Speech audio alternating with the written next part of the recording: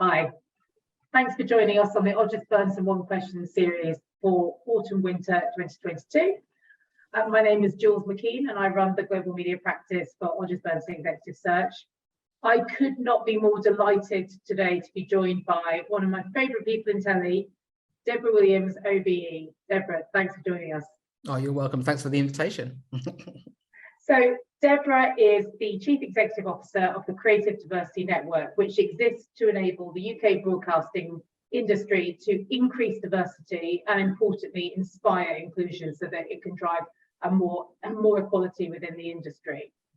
So Deborah's been there since 2016 and she brings over 30 years experience working above and below the line in television, film and theatre, as well as policy development across the wider creative and cultural industry.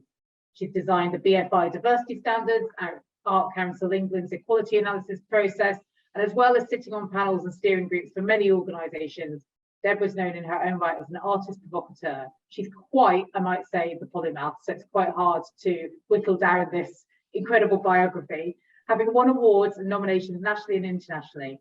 Her work in theatre is acknowledged as a catalyst for challenge and change in perceptions of disability and difference.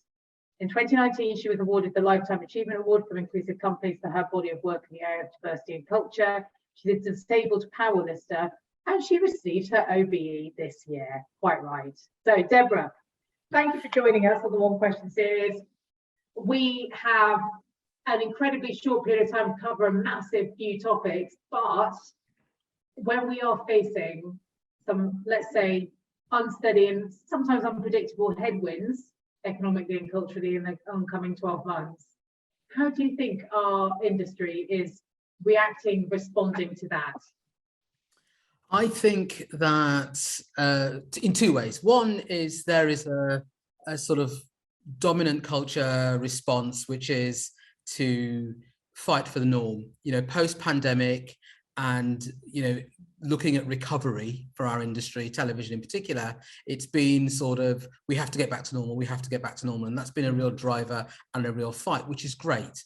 But along the way of that, of course, the conversation about inclusion and diversity has been sidelined and has in many ways fallen by the wayside and rolled backwards. So this year, we, on an annual basis, we publish data around who makes television in the UK and who's on television in the UK, which is, it's called Diamond, which is basically a tool for measuring and collecting data and information.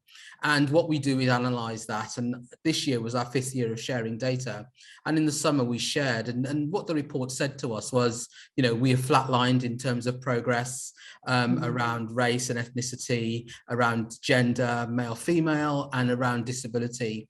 Which just sort of, the disability representation was woeful to start with, and it hasn't really progressed very much. It's progressed by like 1%. So it's moved from like 5% to 6% in 5 years. Right. And that's off screen, right? And on screen, it's gone up from 6% to 8%. So it's happening. But when you think about the population of the UK being identifying as 20% disabled and the workforce identifying as 70% disabled, you're looking at less than, we're not even 50% there in terms of representation on or off screen in terms of television.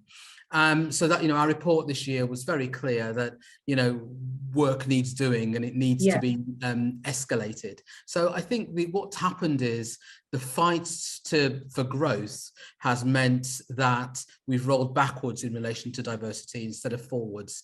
And that's a real shame, because our members and our membership are really committed, The investment is there on an annual basis, on a regular basis. Our membership has grown, so we have discovery on our members of our with us, and British Sign Language Television, who are a very small producer, but they are now members of CDN and want to collect Diamond data and want to look at the diversity demographics of their production community on and off screen in television. But infrastructure wise, which is the work that we do, the industry is struggling to make sure that diversity is centered or is a core part of the growth conversation. And I think it's a shame because, and maybe this is me, maybe, it's because of I live in this space on a regular basis, second by second, minute by minute, day by day. But diversity is connected to so much solutions. It's connected to innovation, right? You know, if you think about people from underrepresented groups, the amount of pivoting that we have to do and that they have to do, the agile thinking, the resilience, building of resilience, problem solving, all of those sorts of things, when you don't have access to wealth or access to education or access to location and geography to be able to travel at will and the way lots of other groups do. All of those things they're ingenious ways of solving problems that this industry needs. When you look at the conversation about skills, right? You know, there is the whole conversation about quiet quitting or skills shortages, because of the massive amount of inward investment and the development of you know, big production companies or sets and location spaces for production.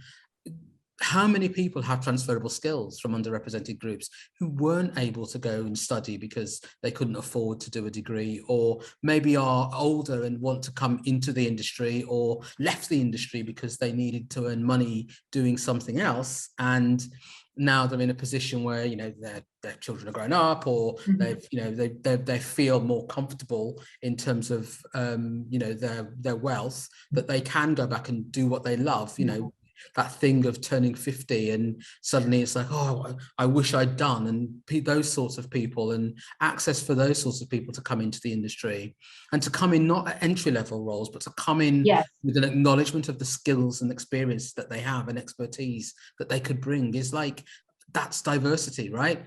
And then ultimately innovation. I mean, the stories that could be told. I was in a conversation with somebody recently from a film festival, and you know, I was talking about my life and etc., and he was like, oh my god, and you know, because I'm you know, being a writer as well, and I said, oh, you know, I'd never get commissioned, you know, and I said, oh, you know, he was like, oh, but you would, because you've got so much, and I just went, no, you know, my stories aren't relevant, you know, my stories won't travel, because that's the, you know, the dominant, the answer is, if you come from a minority group, your story will not resonate with a majority group. But he was just, you know, the things that I was listing about, the things that I've done, and some of the stories of, you know, running the Edinburgh Festival venues at the Edinburgh Festival, or taking my shows to the Edinburgh Festival, or traveling around the world and producing shows, all of those sorts of things. He was like, God, that's amazing. And I'm like, yeah, but it's of no interest to anyone, because, you know, because I'm from minority backgrounds,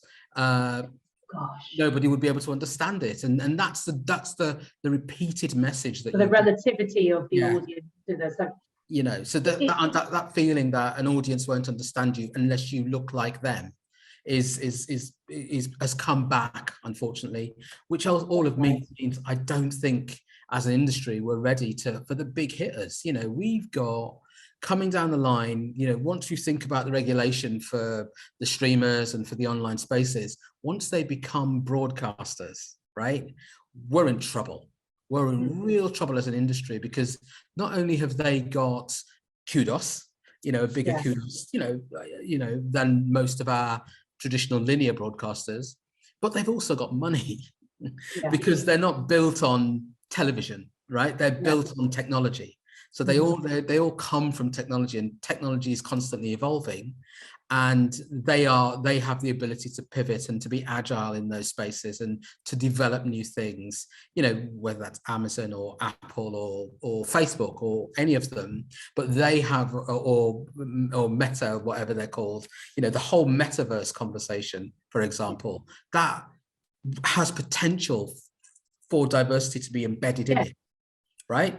And sorry, you were going to say, but I'm fascinated by that, because when you say technology, the irony is, of course, we've just lived through a seismically important shift on working patterns, and to the outside layperson who's not necessarily in you know, working within the environments in which your members work, you would have thought that this would have opened up entirely, you know, kind of broken down barriers that mobility, for example, physical mobility, had put up.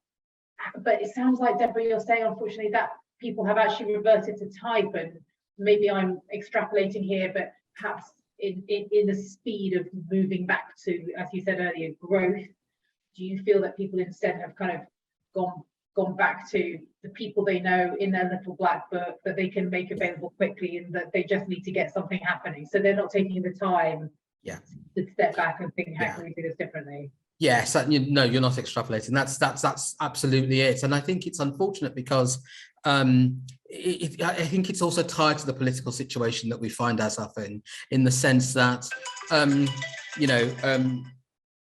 the sense that they are rolling backwards as well in many ways. Legislation is rolling backwards. So all the progress in terms of equality legislation, human rights, social justice conversations, the right to protest, all of those things that were, and data protection, all of those things that were tied up with diversity, with inclusion, with broadening out and thinking beyond ourselves, whether or not it started with Brexit or it ended with Brexit, we can continually debate. But Brexit is part of that as well, and is a part of that fighting now for new territories. And I'm like, do you know what? From my perspective, why wouldn't you want your diversity conversation to be the best in the world? Why wouldn't you want that to be a part of everything else that's going on? And that's what my fight is, and that's what my job is. Whether or not everyone agrees with that, that's my job. That's what I believe. That's my interpretation of my job description. Let's just put it that way. And that's my approach to delivering on the agenda and the role that I've been doing now for 6 years. And I think it will always be that, because with that at the forefront of my mind, I keep going and I keep pushing and I keep questioning and querying and challenging our industry, not the individuals within it, but our industry, to think about its systems and its structures and what barriers it holds and what barriers it induces and how it interacts with other people. And the ripple effects of the work that, some of the work that you've talked about at the beginning in my biography. Excuse me, Germany as a country, is constantly in contact with me from many different parts, many different territories, on the film side, on the production side, on the academy side and government, to help to go and talk to them and help them to build a data system or think about how they can start thinking about monitoring race and ethnicity in Germany, which is just massive, right? Massive, and many different levels and angles people are coming at me from, wanting to support and advice and guidance around how we can make that work. Because to them, what we're doing here is phenomenal. What we're doing here is groundbreaking, earth-shattering stuff. But reflecting on that is not given enough space, I think. And I think it will ultimately mean that when other people are progressing around the inclusion and the diversity agenda in the next year, which people will be doing, as you said, mobility, physical mobility, and remote working or hybrid working or virtual production, all of those things, when they become real and people start fully engaging with them, I fear that our industry is going to be a bit behind and going to constantly be playing catch up.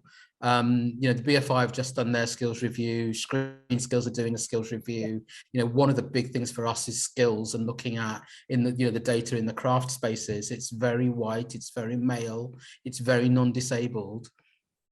It's actually very gendered as well. It's really gendered in terms of hair, makeup, costume. That's where the girls are, and the boys are in production and carpentry and things like that. But how do you break through any of those stereotypes to bring all of these people who are interested, and younger people as well? I spoke at a Speakers for Schools event last week, a telecast for about 2,000 children or so. And I was talking to them and saying, all the things that you're looking at now, geography, history, law, makeup, all these things that you think, oh, quite boring really. these roles, researcher roles in television, are gold dust. Yeah. In, you know, current affairs, being able to present to camera, but also being able to build sets, being able to feed people, being able to look at contracting, to being able to sort out locations. All of these things are roles that exist in television and will forever be required. And we need people who are interested in them. So there is people know about them, Deborah, yeah, don't exactly, you? exactly. Actually, you can't be it if you don't see it. And if it's in some cases, like, well, yeah, speaking from a personal kind of family perspective, you didn't have any clue what jobs were possible, let alone seeing somebody of your own demographic, in whichever dynamic that was, reflected within that pool. If you then went and scratched the surface and thought, oh, that looks interesting, I could do that. So it sounds like there is a grassroots need to really enable a whole new generation of young people to open their eyes to what is possible. But it also sounds like what you're saying is we need to, you know, you can't change what you don't measure, and you're measuring it now. Yeah. So you can hold industry to account, and in the most wonderful way possible, presumably that call to action that you're giving the industry, it will hopefully prevent the stasis or the regression that it sounds like is happening, which is pretty shocking, actually, given what we've all just been through. You would have liked to have seen that change. If there's one thing that you would want to have as your call to action to this industry, one thing that you could ask people to think about more, to change, and I know that this is really challenging because in fact you're working across multiple, there's not one homogenous diverse group of people, you are working across intersectional diversity, you're working across disability is clearly far behind in terms of equality within our industry to other metrics.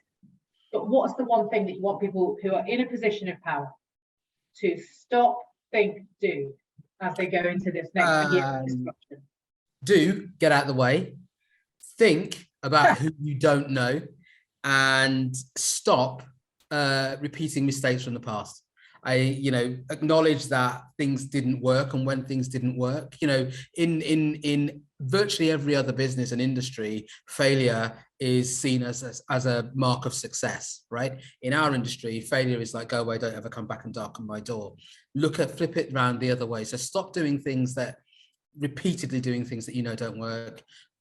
Think about who you're talking to and who you're bringing in to space, and just get out of the way and let other people come through, because there's so much there. It's rich, it's diverse within its diversity, it's complex within its diversity, but ultimately it will maintain our position as one of the best places in the world to come. That's why inward investment is great, to come and find quality people making productions, wanting to work on productions at every single level. And I just think you're just going to get better telly if you do that.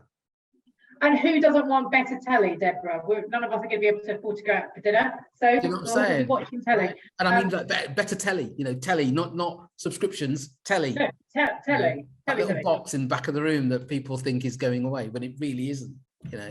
It will evolve. There can be no better place to end than better telly. Deborah Williams OBE, I'm absolutely honoured that you spent the time with us today. I'll just burn some more questions. Thank you so much. Thank you for asking. It's been a pleasure.